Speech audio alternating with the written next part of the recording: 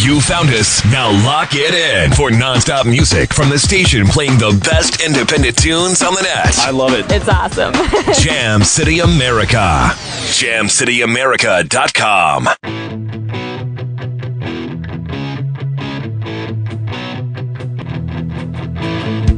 This is Missy D, and welcome to the Missy D Show live right here on Jam City America. Today is Tuesday, and it's June the 11th, and I am here with an amazing artist. His name is Ian James.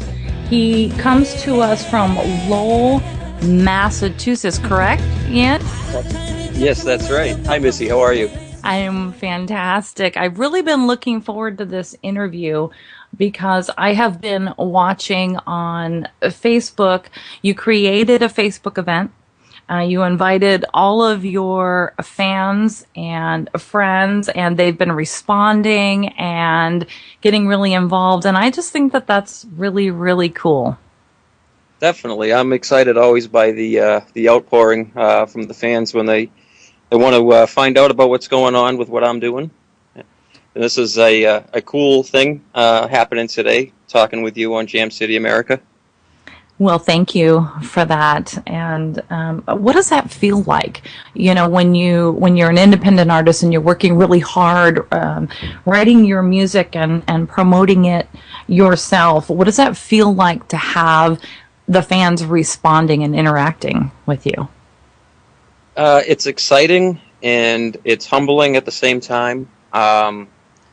My fan base isn't huge, but it's growing steadily, and each time it's a great compliment to hear from a fan or a friend, and just to know that they've tuned into what I'm doing, they like the music I'm doing, and usually the ones that reach out to talk to you are the most supportive, I find. So that's always very encouraging, and it's validating. Yes, it is. It is. And if you are a fan of Ian James out there and you'd like to call in and ask Ian a question or make a comment or a shout out to Ian, the number you can call in is 620-717-4119. So, Ian, talk to me about how you got to where you are right now. How did it all start for you? It started off really young. I was exposed to great music as a kid growing up. My parents had an extensive album collection, mainly rooted in rock and roll. And I recall, at a young age, one night losing power or cable or something. It was cable. And to keep me entertained, I think I was 4 or 5, my father had thrown on a Jimi Hendrix live at Woodstock, doing his rendition of the Star Spangled Banner. And I remember my dad just explaining, like, listen to how he makes this guitar sound like missiles falling and a machine gun. And I was, at that young age, just mesmerized. So I had a real interest in Jimi Hendrix and became a big fan of his. And went out when I was old enough and got a paper route and bought my first guitar. And as soon as I got the guitar, I quit the paper route because that's all I was going for. And, wanted to be a guitarist in a band and all that. So by the time high school rolled around, kids were forming groups. And for me, it was kind of strange because I have a shy personality. And I took the first gig I could get in a band, but that always ended up with me being the bass player, which kind of suited my nature, too. I could just kind of sit back and hang with the drummer and let somebody else take the front of the stage. So throughout my high school years, I was in a lot of punk rock bands and just building a name up with those guys and recording albums on our own and hitting the studio and doing shows and just having fun with it.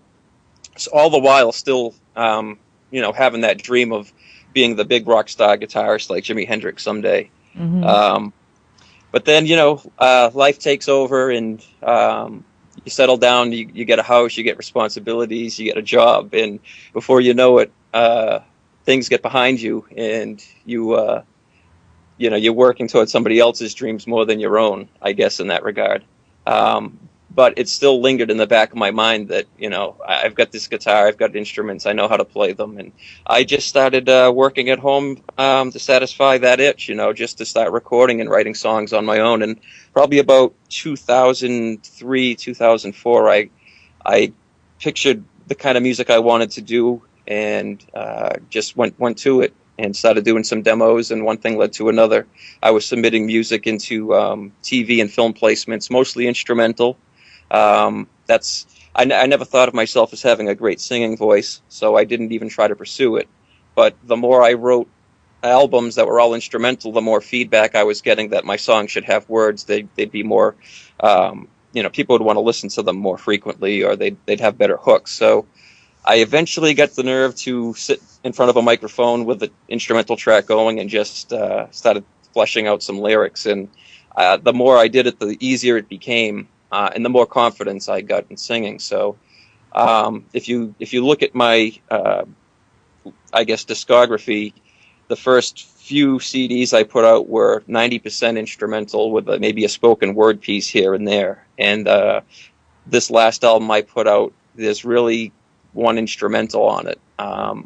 And it's kind of a segue. It's a break. It's actually called Intermission, and it sounds like an intermission. So now all of my stuff has lyrics, and I strive for all of my songs to have them. I do have a ton of instrumentals still written that, won't see the light of day, but I'll submit them for music and for film and TV placements and things like that.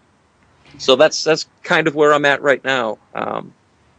More of a do-it-yourself at home in the studio and self-promoting. And what Ian's talking about, if you go to ianjamesmusic.com and you look under credits and bio, he does have a list of albums and different placements as far as his music goes. And then there's a bio there too. I like your website. Oh, thank you. Yeah, ianjamesmusic.com is the link. He's got the homepage. You can listen to some music. You can buy his CDs, which I recommend highly. Look at the credits in the bio. He's got some links on there and some photos. And if it makes sure you get up on his mailing list as well. So now you're at home and you're writing your own stuff. You're essentially a one-man band. Yeah. And how is the support around you as far as your family goes? Oh, it's unbelievable. I'm married to my high school sweetheart.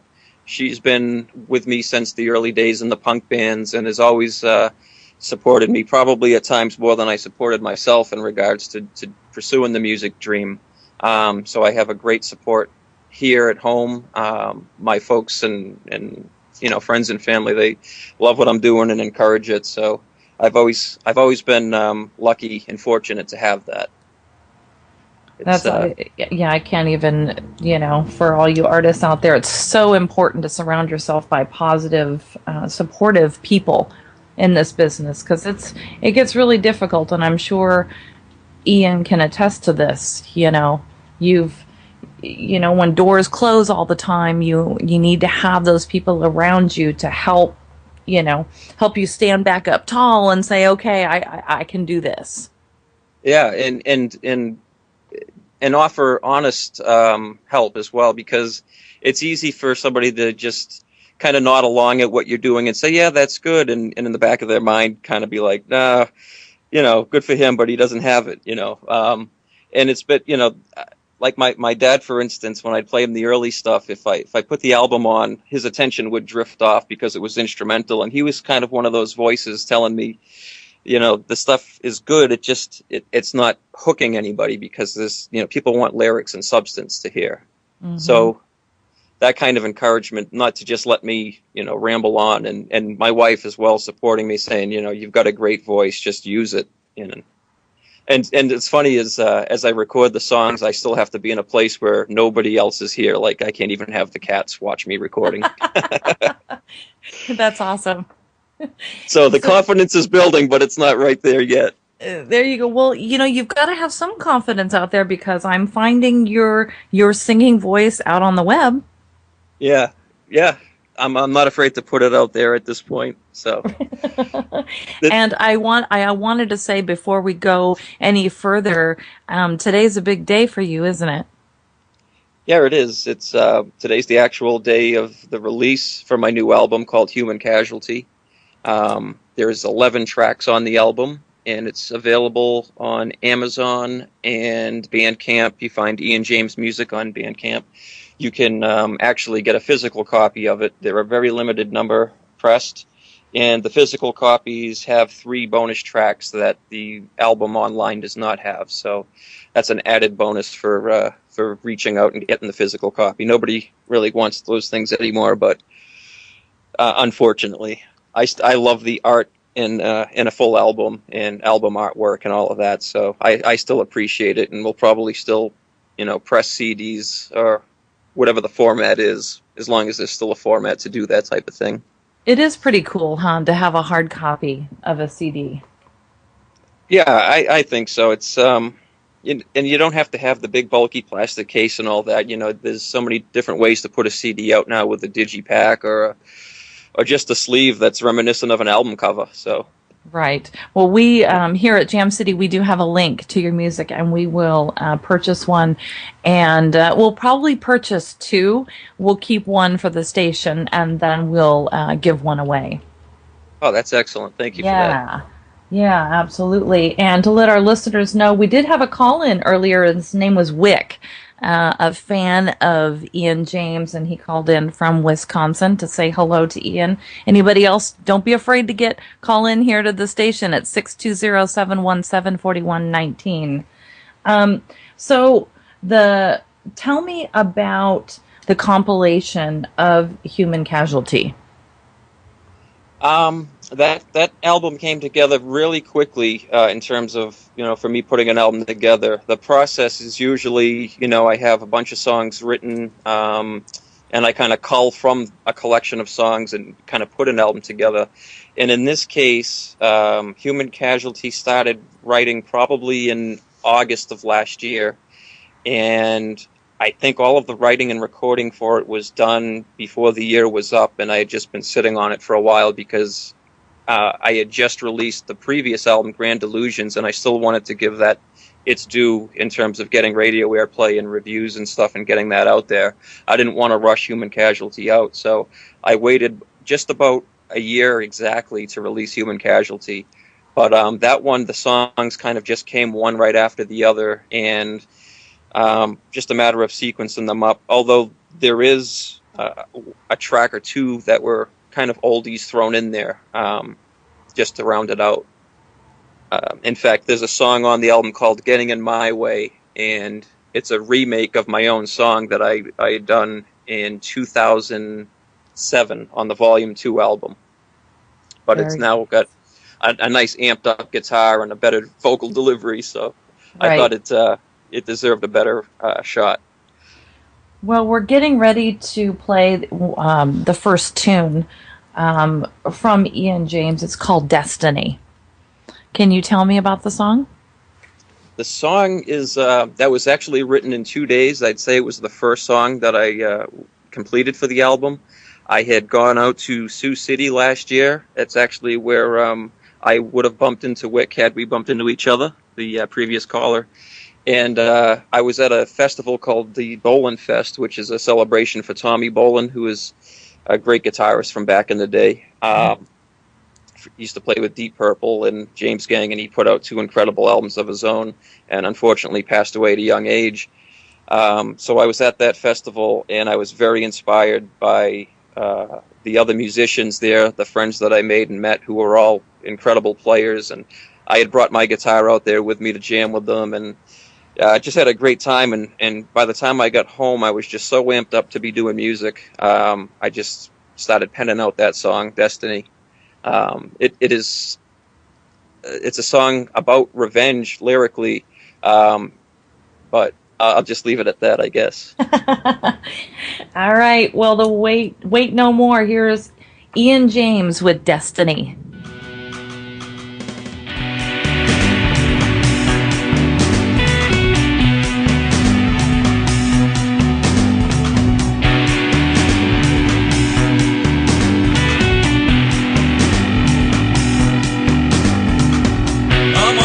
I'm on the road, I'm coming to your home.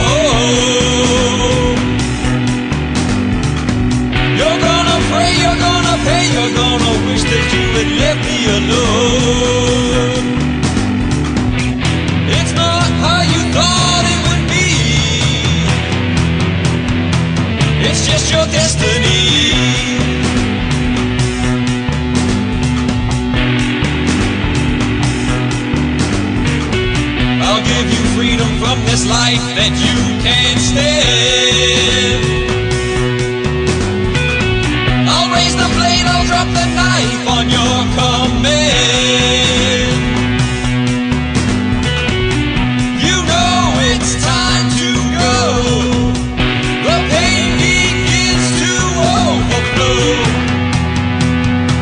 It's not how you thought it would be. It's just your destiny.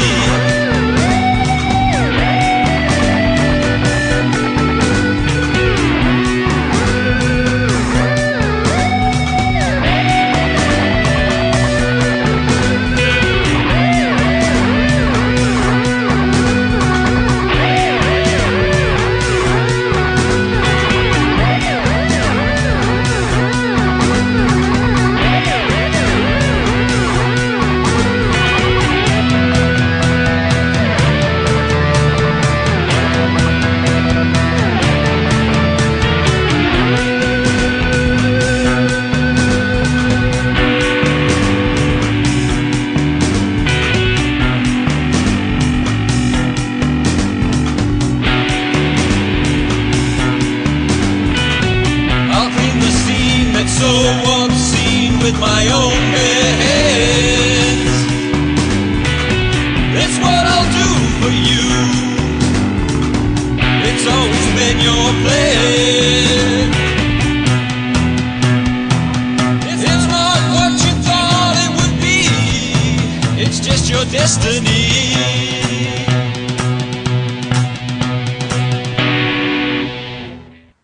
Hey, this is Missy D, and you're listening to the Missy D Show here on Jam City America, and I'm sitting with Ian James, and we just heard his song, Destiny. So I'd like to talk about the recording process of your music. Sure. You know, what kind of equipment you're using? Do you, everything? Yeah. Just tell us everything. Sure. I have a modest little home studio. It's kind of amazing what you can do with a little bit of technology, but all of my stuff has been recorded on a digital 8-track machine from Zoom. There's no computers involved. There's no programming. I do program all of my drum beats. There's no live drummers on my albums, and I try my best to make my drums sound as real as possible, even though I'm using a small little drum machine. So I'm using, like I said, a digital 8-track, and I have a Fender Stratocaster that I will use as a lead guitar, and I have a Fernandez Dragonfly and a Shure SM57 microphone, which is really an instrument mic, but it's the only microphone I have, and I actually use it for all my vocals as well. So it's and everything I do in terms of monitoring for a studio, I'm using a basic home receiver. And I figured the thought process behind that was it's what I listen to all my other music on, from other bands. So if I'm going to listen to somebody's CD and it sounds good in my system, then I'll just use my system to monitor my recordings and try to match up the sound quality to the CDs that I get. Now, that's a really awesome idea. It seems to be working out for me. I do, I take my recordings out to the car. I listen to them in multiple players just to make sure that everything sounds good. But I figure, if it sounds good enough through the home system, that's exactly what it should sound like, I would think, in the end result. So, and most producers will tell you that, to listen to your music, that you're recording on multiple players. Oh, yeah, because they all have different EQ and all that built in. So, it might be a little more bassy in the car. And if I can't think if I've had a song where I've listened to it in the car and said I've got to go back in and correct that because it's too loud out here. But I suppose it could happen. Are you playing live? Currently not. I'm going to do my best again to get out to Sioux City this year and maybe take the stage with an all-star cast and some of the guys out there for the Tommy Bolin event. But beyond that, I don't currently play my own stuff live out on the road or clubbing. When we talked about singing and building that confidence to sing, I think I'm starting to get that confidence and that itch to get back up on stage. And it was real easy for me in the young days to be a bass player, like I said, and kind of stay in the shadows and in the background. I've never really had to lead a group before, and that would be a new challenge for me, as well as working out the logistics of singing and playing. It's not something I can do very well currently, but I'm working at it. So, it may involve, if I do take it live, getting a backup guitarist or, somebody else to dedicate to vocals. But Right. I do envision it. And the thing about not playing live, I've always had the mindset to try to defy the logic that people only discover music through live acts. And when I look at my CD collection and all of the bands that I listen to, there's really only been a small percentage that I've seen live, and not many of them did I discover live. My methods of discovering music have always been through radio and word of mouth and, now social media or reading reviews. And that's really the focus I've put on for promoting my stuff, is going those avenues. And some of it might be just, from being scared to take it out live. But if the demand is big enough to do it, or, a label head steps in and picks me up and says, no, you have to do this live, then that's a different story. But with a day job and, I can make a lot of excuses, I guess, to not be playing live. The truth of the matter is I should be. And so I've taken steps. I've taken the advice of others in the past to start singing more, and that's worked out. And we'll see. We'll see if I can get it together live within the next year and make that a goal. But as we talk today, I'm not. I was just going to say, I'm sorry, I didn't mean to interrupt you. No. That's good. If you were to form a band, would it be all original material, or would you throw in covers? That's a good question. I've never been a big fan of cover bands, but covers have their place in terms of connecting with an audience when they don't know who you are or what you're about. So I could see possibly doing a mix set, a couple of covers, but having mostly original material.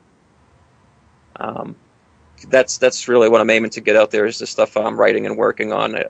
There's a lot of one of the bonus tracks, in fact, on the new album, if you buy the physical CD, is a cover of OMC's How Bizarre from 1996. Nice. And that's like a summer tune, and so to release it, in the summer, it's kind of bring it back. But my take is always going to be a little different. If I were to do a cover, it wouldn't be like the original. And there are some things about my cover of How Bizarre that are a lot like the original. The vocal delivery is really, matches up to his, but musically, I took it in a different direction. So am I pretty right in saying that right now you're kind of in a growth process where you are building the confidence on so many different levels, performing live and singing on stage, to get to the place where you're wanting to be full board out there live? Yeah, that I think you're right in saying that. I think I hope I'm always in a growth process of some sort, and if I'm not, then then I'm doing the same thing. I'm just repeating myself. So I guess I'll always be looking to be in that growth mode, whether it's expanding my playing ability or my vocal range or singing or doing the live thing and taking it to another level. I think I have to have those goals. But I'm also realistic, so it's there's no age limits on rock and roll. There's no age limits on your dreams. But there are things you look at, how much time is left to accomplish all that. And I think the main thing is not to worry about the destination, but the road. And the road I'm on in terms of music and how I'm promoting it, I'm loving it. So, wherever it ends up, I'm happy with. But I would agree that, I want to be into that growth mode in some aspect. I really like that attitude. And I've heard that comment many, many times. Stop worrying about the destination and worry about the journey. That's so important. If if they can pull Susan Boyle out of the closet, and she comes out of nowhere, and there's so many of us that are out there. There's so many artists that are. I'm not saying I'm nearly as talented as Susan Boyle, but I'm just using her as an example of someone who's, she's up there in age, but she still was able to come out and become a world sensation. And there are so many world sensations at home, in our neighborhoods that they just jam out on weekends, and maybe that's the extent of it for them. But, we're all out there. There's a lot of hidden talent, and that's the great thing about music and discovery. Well, we are playing all of your music here, Ian, that you've sent in to us, and we're getting some great responses from it. So make sure that as you're releasing more music that you get it into us, okay? Oh, definitely, yeah. I appreciate all the the exposure that Jam City's given me. I mentioned Dr. Rock, I think, earlier from the Medicine Show. He actually was the guy that turned me on to Jam City when he came over, and this is a great resource for undiscovered, unsigned bands, and it's a great station. I get it in on the TuneIn app, and I'll listen to it during the day job in my lab. So nice. We appreciate that. And we love us some Dr. Rock too. Indeed. Yes. So we've got another tune ready to play. Sell Another Day. Yeah, Sell Another Day. If I guess if you just focus on the lyrics and you think about our discussion this far, I think it'll all make sense. Perfect. All right. Here is Sell Another Day by Ian James.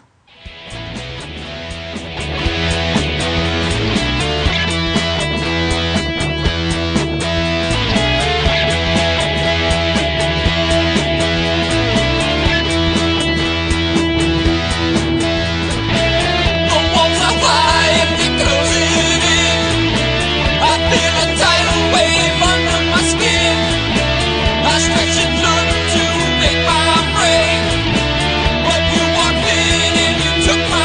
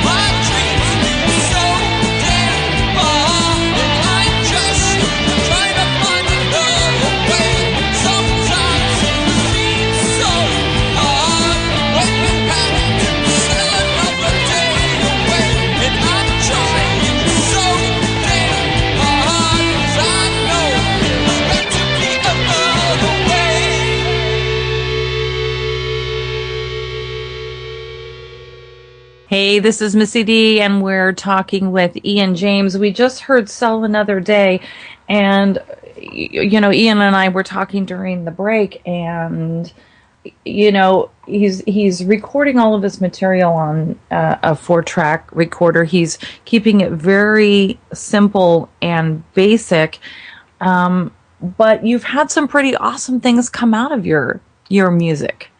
Yeah, surprisingly, one of the things that came up, it was a result of, it was being a member of a group called Taxi A&R out of California. They're a service that lets you submit your music to different film and TV placement opportunities, as well as record deals, things like that. And I had responded and sent some songs into them, which got forwarded on and picked up by a group that was doing a show for the Discovery Channel, and that was in 2005. And at the time, it was really neat to have happen because they were the early recordings of what I was just starting to get into when I decided to go solo and start writing my own tunes at home. And so all the stuff I'm doing now, I kind of graduated to an 8-track recorder, but back then I was using this little 4-tracker.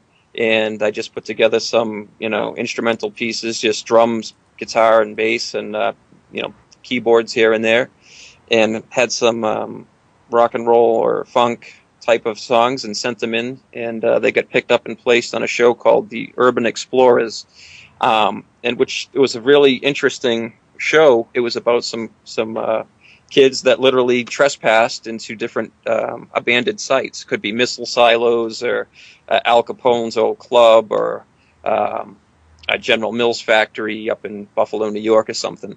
And they were originally going to do a 13 episode season.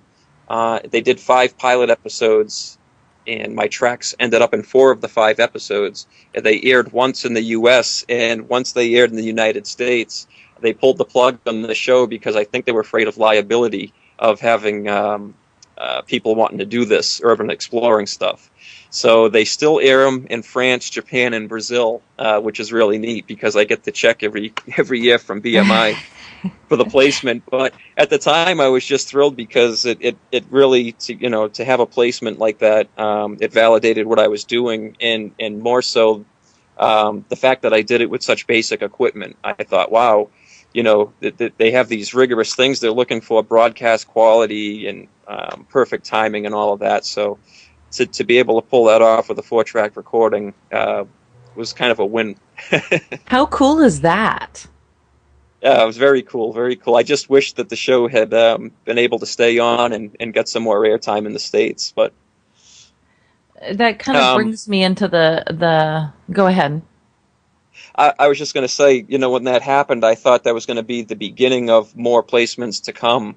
And I had kept writing and working at it and thought that was just the beginning of things in terms of placing stuff in film and TV. And that's a very competitive field as well. There's a lot of musicians out there doing the same thing, submitting their songs to the same placements that you're looking at. And only a few get through. So that's a very tough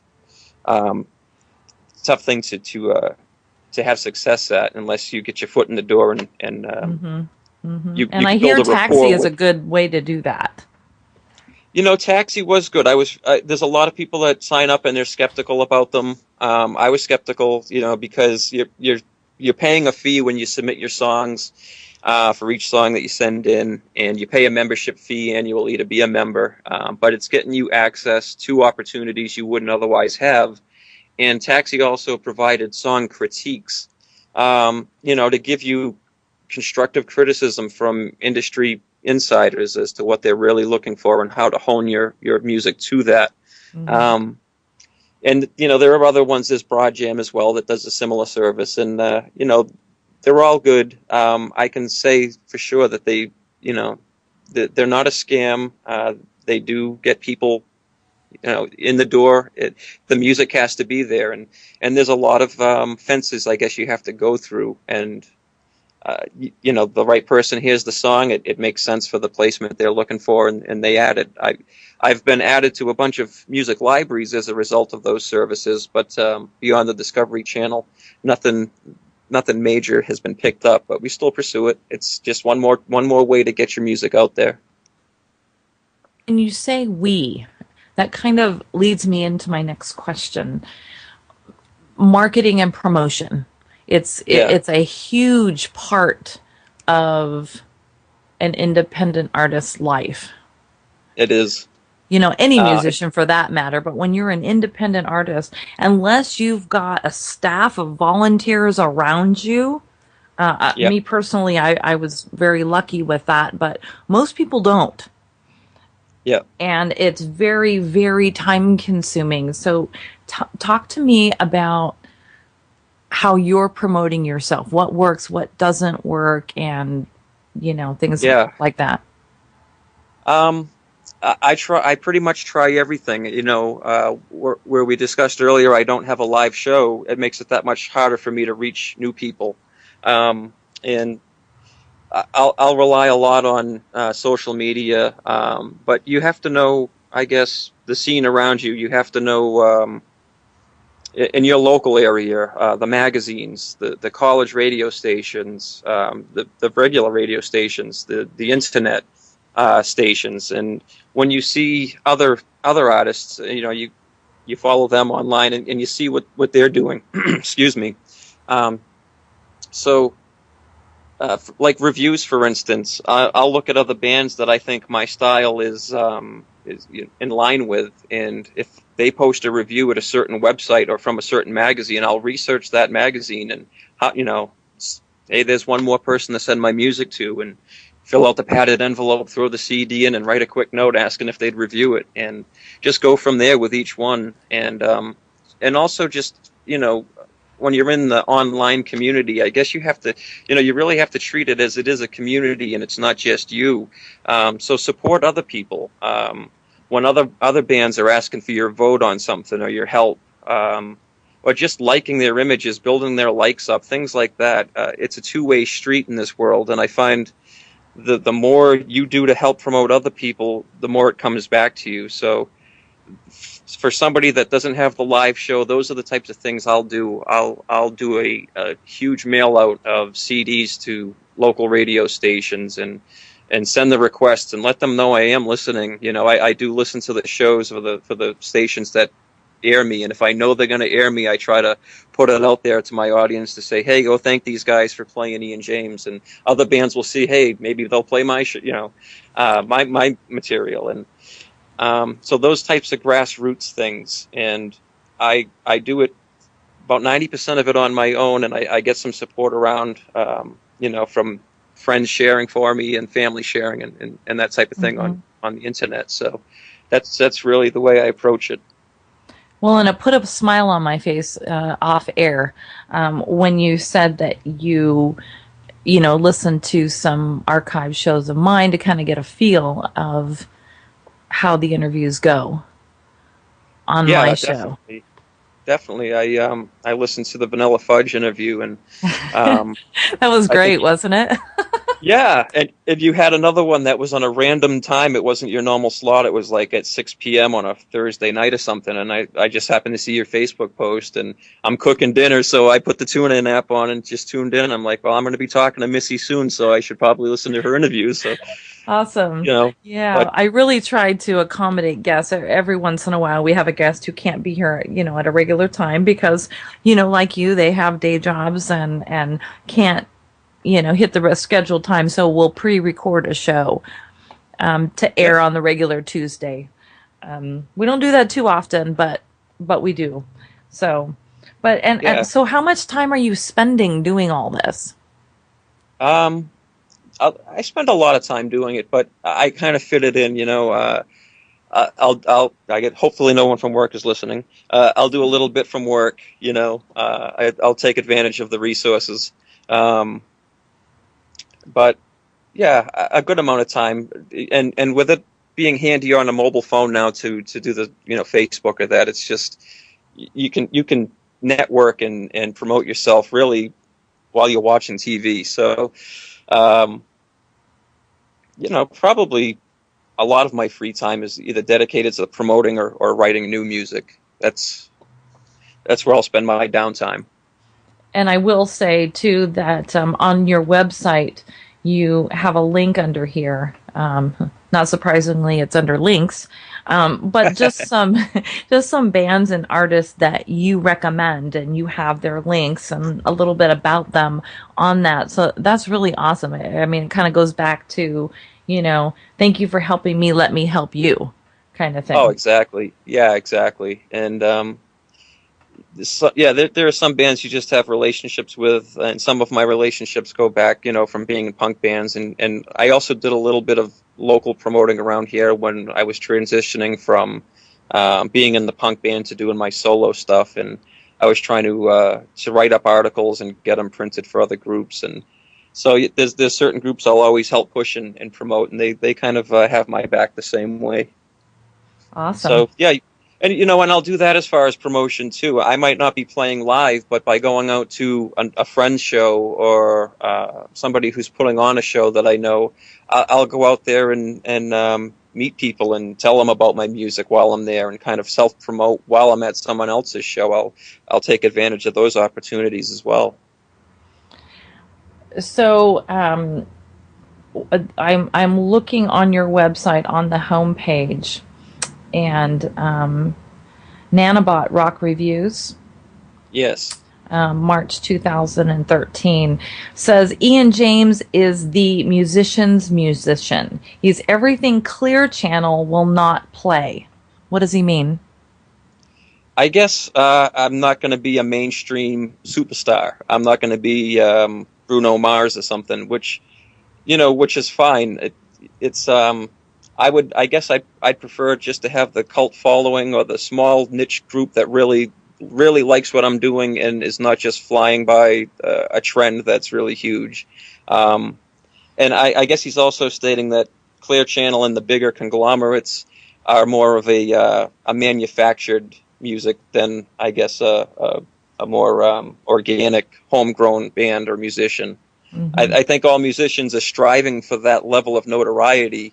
And at the same time, they might label someone, as a sellout or that for making it that big. But not everything that is that huge or that big is honestly that good. It just happens to be that big and that huge. Mm-hmm. And I there's a lot of underground stuff or just unsigned stuff that's just as good, if not better, than what we're forced to hear on the big stations. So I think he's talking more about the commercialism in that statement, and mm-hmm.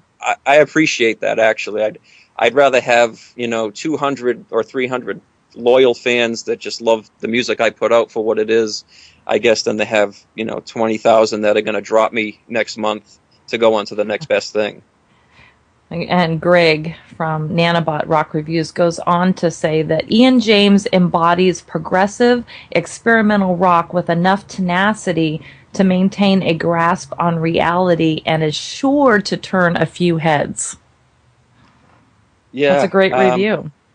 That's just an excerpt. I had to take it and put it out there because it's the most flattering words I've heard to describe what I'm doing. And Greg reviewed the Grand Illusions album, which came out last year. He reviewed that for Nanobot, and that one didn't get fairly as good of reviews, I guess. When I got Greg's review, I said, finally someone got it, because the tunes I write or the way I do them or the production, there's something about them that they don't grab everybody right away. It's a little bit different, and that's fine by me. I don't want to blend in. I want to be a little bit different. And but it seemed to me that he hears the songs the same way I do or something, but he seems to get it. He gets you. I think he does. That's awesome. That's awesome. So the bigger question for this interview. Yeah. Are you ready for the Missy D random question of the day? I've got no choice. I've got to be. You are live on the air. We're with Ian James. We've got the Missy D random question of the day. So here's the question. All right. If Jam City came to your house for dinner, What Yeah. meal would you have prepared for us, and what artist would be playing on your sound system? Big name Oh, it's artist. big name artist. Okay. First, If we want to know Chancey, what we're having for dinner. yeah, I don't want to scare you away though, but you still, you come over for dinner. We're gonna have chicken Kiev, Ooh, gluten-free version. So we take gluten-free cornflakes and we crush them up really good, and we use that as a coating. okay. And you put your pat of butter and your chives, and you fold it up, and we have a little side of rice pilaf. That would be our main course. That sounds good. Yeah, it is. It's very good. Okay. Um, then for background music, I'm going to get back to a point. This is not I'm going to go with Tommy Bolin. That's what you're going to hear for dinner music in the background. Or it might not be the biggest name. He really ought to be. He's an incredible guitarist who passed away way too young at the age of 25. He died the year I was born.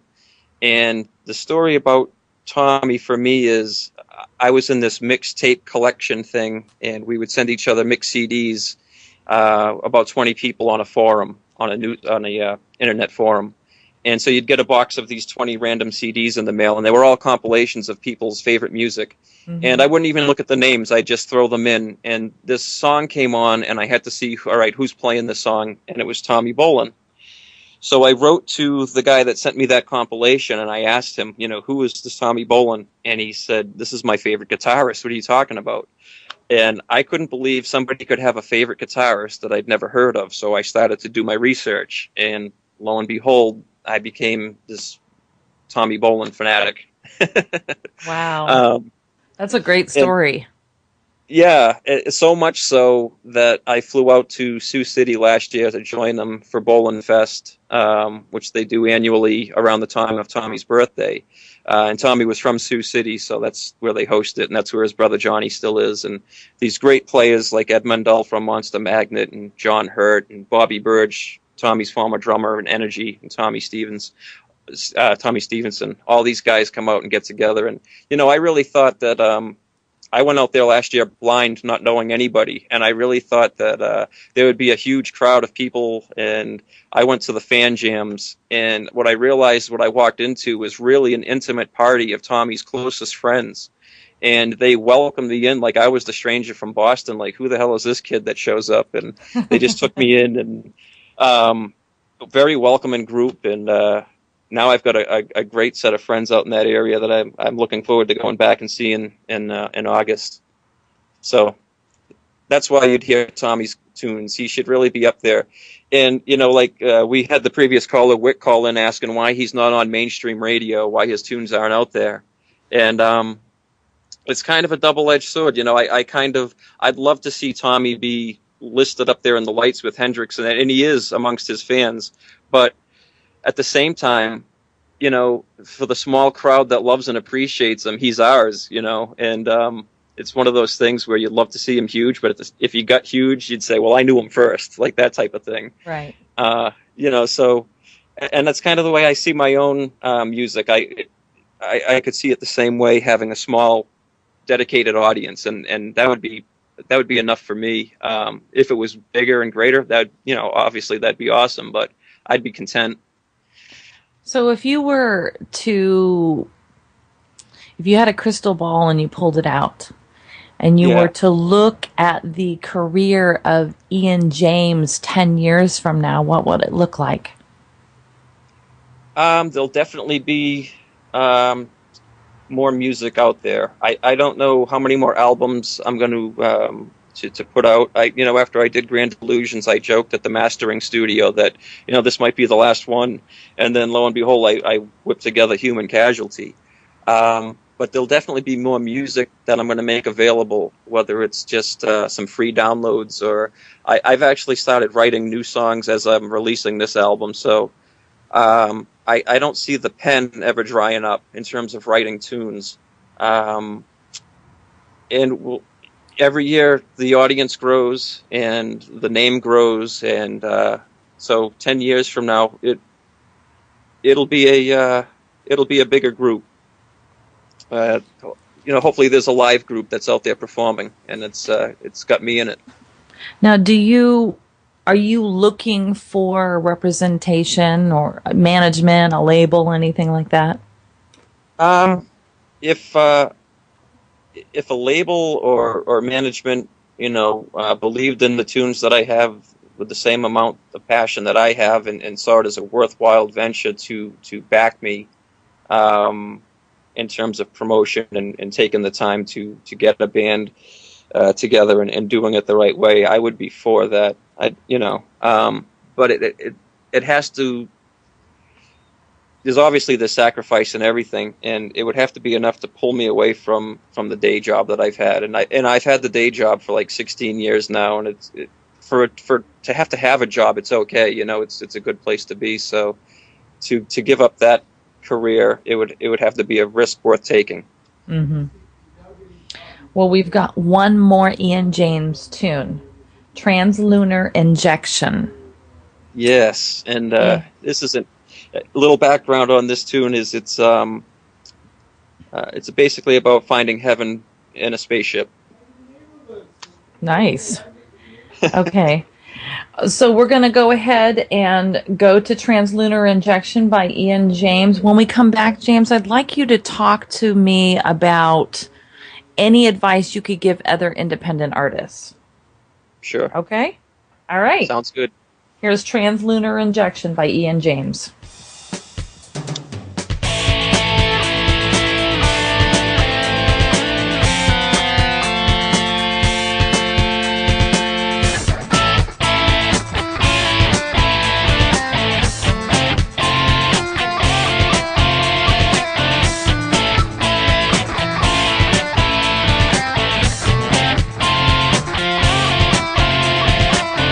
Blast off to the other side.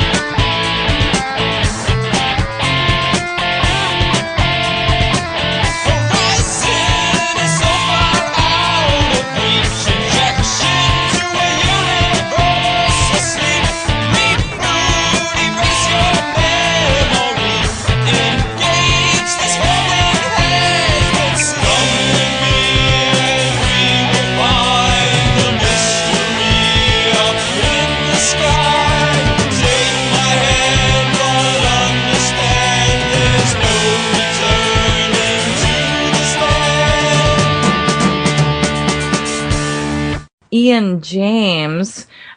We just heard Translunar Injection. We've been talking for the last hour learning about his journey so far and what his aspirations are with his music, and it's been a true pleasure.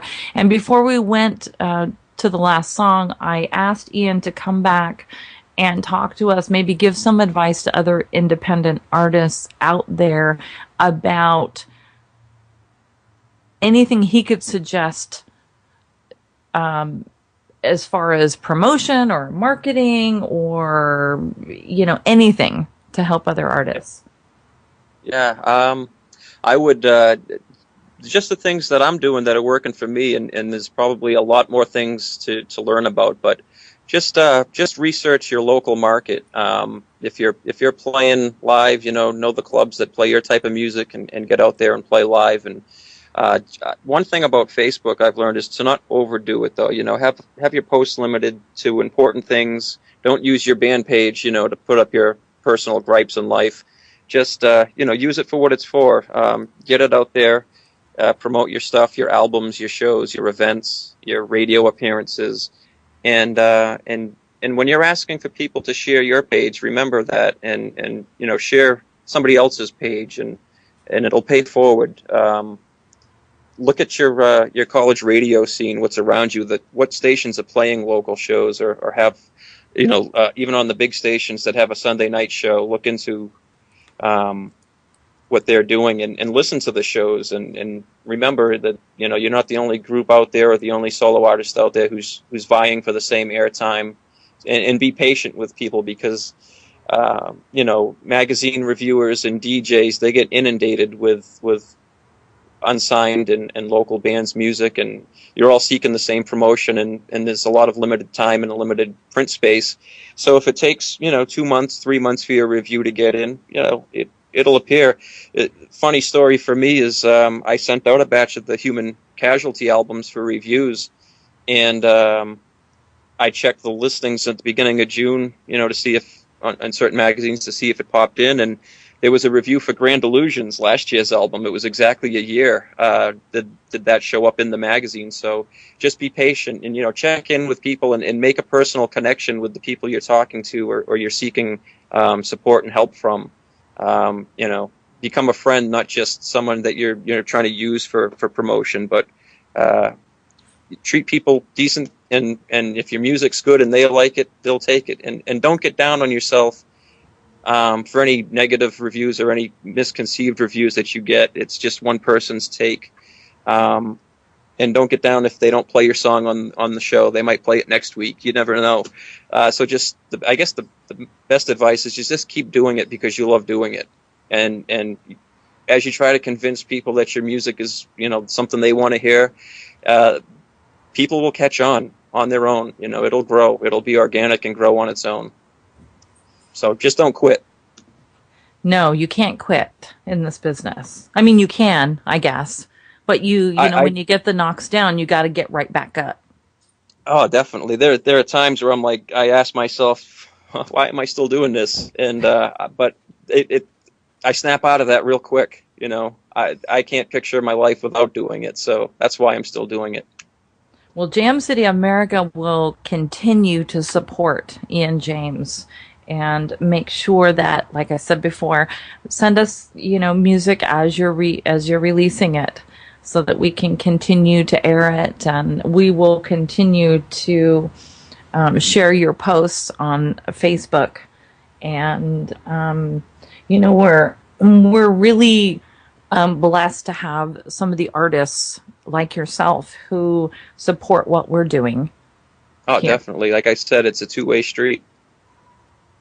Well, I want to thank you for being here today. I've looked forward to this interview for a while. And yes. If like I said, if you want to give us a call anytime and you need to give a shout out, about a new release, live on air, we are more than happy to give you that awesome. time. Yeah. I appreciate that. Yeah. Again, everybody, we've been listening to Ian James. Go ahead, Ian. I just want to thank you, Missy and Bud at Jam City America, for having me on today, and thank you for everybody that's tuned into the station. It's all of my friends and fans who tuned in to hear the interview. Today is the day Human Casualty comes out. Go check it out. Tell somebody, and thanks. All right. Make sure you go to ianjamesmusic.com. Find him on Facebook. Make sure you're supporting him and download his music as well. You can go to amazon.com and do that. Thank you, everybody, for tuning in to the Missy D show here today with Ian James. Ian, if you could hang on the line just for a moment, we'd appreciate it. Certainly. Have a great day, everybody. Monday rolls around, got to shake me from the heat. I'm fully in control, shiny heels on my feet. Yeah. I had a tiny chuckle when the boss glances my way. If only he knew that I'm a part-time princess. Whoa, living the dream like every girl should. Part-time princess in a full-time world. Living the dream, oh, like every girl should. Yeah, yeah, yeah. You found us. Now lock it in for nonstop music from the station playing the best independent tunes on the net. I love it. It's awesome. Jam City America. JamCityAmerica.com.